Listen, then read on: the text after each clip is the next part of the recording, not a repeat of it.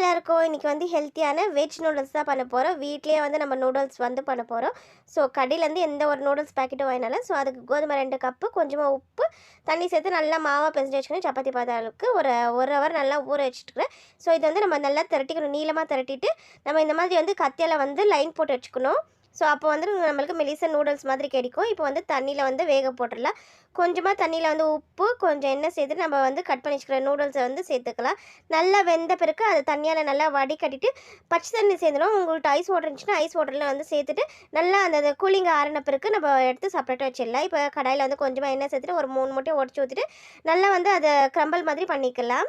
So இதுவும் செப்பரேட்டாக எடுத்து வச்சுட்டு அதே எண்ணெயில் வந்து கொஞ்சமாக வெங்காயம், முட்டைக்கோசு, அதுக்கப்புறம் கேரட்டு, கேப்சிகம் சேர்த்து நல்லா வந்து வதக்கிக்கலாம். காய் நல்லா வெந்த பிறகு முட்டை கிரம்பலை வந்து சேர்த்துட்டு அது கூட தேவையான உப்பு, கரம் மசாலா, கொஞ்சமாக வந்து மிளகாத்தூள் சேர்த்துட்டு இது கூட வந்து பெப்பர் தூள், சீரகத்தூள், கொஞ்சமாக சோயா சாஸ் சேர்த்துட்டு நல்லா மிக்ஸ் பண்ணிக்கலாம். நல்லா மிக்ஸ் பண்ணிட்ட பிறகு நம்ம வந்து வேக வச்சுக்கிற நூடுல்ஸ் வந்து நல்லா ஆறின பிறகு சேர்த்துக்கணும். நல்லா மிக்ஸ் பண்ணிக்கலாம்.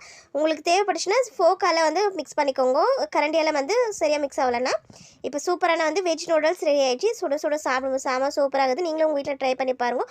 ரொம்ப டேஸ்டியாக இருக்குது. இந்த வீடியோ உங்களுக்கு பிடிச்சிருந்து லைக் பண்ணுங்கள், சேனல் சப்ஸ்கிரைப் பண்ணுங்கள். பாய்.